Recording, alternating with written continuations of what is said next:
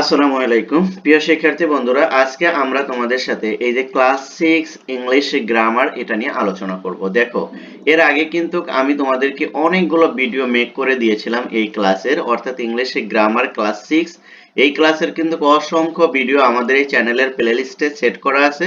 তোমরা যারা দেখো নাই সময় করে সেই ভিডিওগুলো দেখে আসো, তাহলে পরবর্তী ভিডিওগুলো তোমাদের বোঝাটা অনেকটাই সহজ হয়ে যাবে। তাহলে চলো আমরা আর কথা বাড়াবো না, আমরা এবার আমাদের মূল ভিডিওতে চলে যাব। দেখো, এখানে আমরা আলোচনা করব আজকে লেসন 5 কি নিয়ে, ভার্ব নিয়ে আলোচনা করব। ওকে, পার্টস অফ পিসের যে অংশগুলো রয়েছে অর্থাৎ 8 প্রকার রয়েছে, তার ভিতরে কিন্তু ভার্বটা কিন্তু অনেক অনেক গুরুত্বপূর্ণ। তুমি যদি ভার্ব সম্পর্কে যদি সম্যক ধারণা না থাকে তাহলে কিন্তু তুমি সেন্টেন্স মেক করতে পারবে না। সেই সাথে ফিল ইন দা গ্যাপে তুমি কিভাবে ভার্বটাকে ফাংশন করে সেটাও কিন্তু বুঝতে পারবে না। তাই তোমরা যারা সেকেন্ড পেপারে বিশেষ করে ইংরেজি গ্রামারে ভালো একটা মার্ক ক্যারি করতে চাও প্রথম সেমিস্টার থেকেই, তাদেরকে আমরা বলবো যে তোমরা আমাদের এই নিয়মিত ভিডিওগুলো একটু অ্যাটেনশন দিয়ে দেখো। তাহলে কি হবে, তোমাদের ফিল ইন দা গ্যাপ এবং গ্রামেটিক্যাল যতগুলো কোশ্চেন তোমাদের সেকেন্ড পেপারে আসবে প্রথম সেমিস্টারে, সবগুলোই কিন্তু তোমরা কি করতে পারবে, আনসার করতে পারবে। তার সাথে তোমাদেরকে আরেকটু বলে নিচ্ছি, সেটা হলো আমরা কিন্তু এই যে বেসিক আলোচনার পরে কিন্তু আমরা একটা সময় এটা তোমাদের প্রথম সাময়িক বা অর্ধবার্ষিক অবধি যে পর্যন্ত সিলেবাসে থাকে সে পর্যন্ত কমপ্লিট করে আমরা তারপরে কিন্তু চলে যাব কিসে, আমরা চলে যাব মডেল কোশ্চেনে। কারণ মডেল কোশ্চেনটা প্র্যাকটিস করলে তোমরা একদম প্রপারলি বুঝতে পারবে যে কোন ধরনের কোশ্চেনগুলো ইংলিশ সেকেন্ড পেপারে সাধারণত করে থাকে। তাই এখন যেহেতু আমরা বেসিক আলোচনা করছি, তাই একটু মনোযোগ সহকারে দেখো, শুধু দেখো ভিডিওগুলো এবং তোমরা একটু কল্পনা করো যে এই পার্টস অফ পিসের অংশগুলো বা পার্টস অফ পিসের প্রকারগুলো কিভাবে সেন্টেন্সে ফাংশন করে সেগুলো একটু বোঝার চেষ্টা করো। ওকে, তাহলে চলো আমরা প্রথমে দেখব যে ভার্বের এই যে এখানে একটা দিছে, দেখো সেকশন এ তে বলছে read the following passage and notice the underline word. দেখো এখানে বলছে যে প্যাসেজটা পড়তে বলছে এবং এই যে আন্ডারলাইন কৃত ওয়ার্ড যেগুলো আছে সে সম্পর্কে আমাদের একটু ফোকাস দিতে হবে।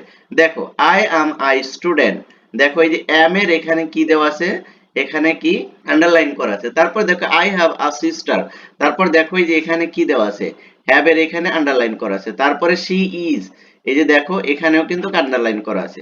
তাহলে কি আই এম আই স্টুডেন্ট, আমি একজন ছাত্র। আই হ্যাভ আ সিস্টার, আমার একটা বোন আছে। তারপরে কি she is also a student, সেও একজন ছাত্রী। Both my parents are teachers, কিন্তু আমার বাবা মা কি, আমার বাবা মা উভয়ই শিক্ষক। এই যে আর এ দেখো আন্ডারলাইন করা আছে।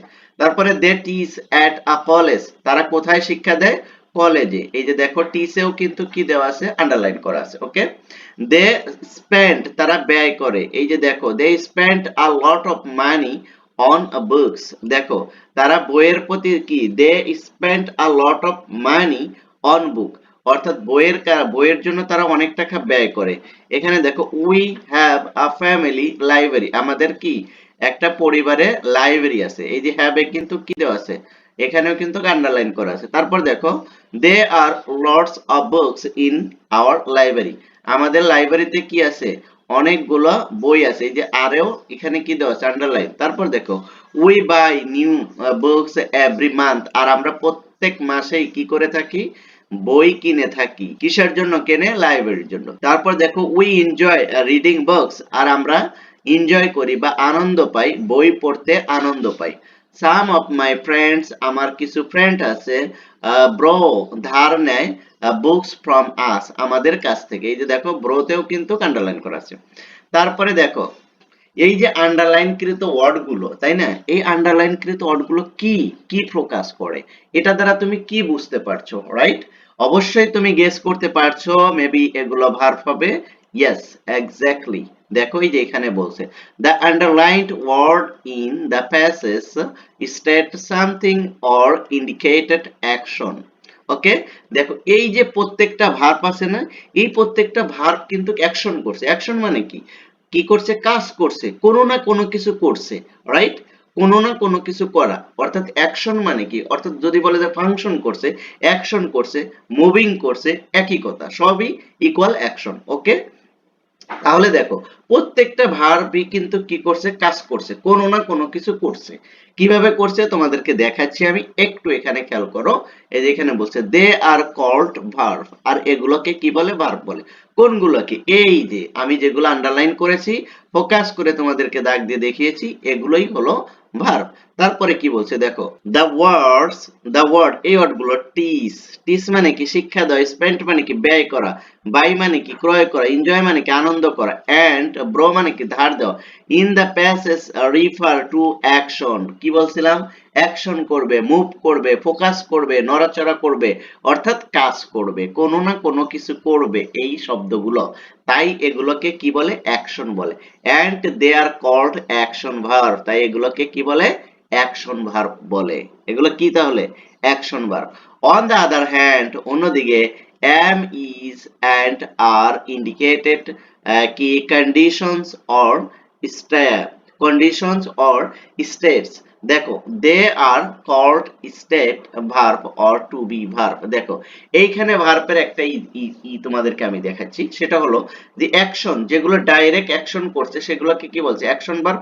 আর যেগুলো কি সাহায্যকারী ভার্ব হিসেবে আসে কিছু, am, is, are, was, were, এগুলো কি অক্সিলারি ভার্ব বলতে পারো, টু বি ভার্ব বলতে পারো। ওকে, কি বলতে পারো, অক্সিলারি ভার্বও বলতে পারো, টু বি ভার্বও বলতে পারো। দেখো এখানে দেখো, এই যে আমি যদি বলি যে আই অ্যাম আই স্টুডেন্ট, এখানে অ্যামটা কি, অ্যামটা তোমার কাছে মনে হবে যে অক্সিলারি ভার্ব, রাইট? তুমি কি এখানে এখানে তোমার কাছে মনে হচ্ছে কি অক্সিলারি ভার্ব?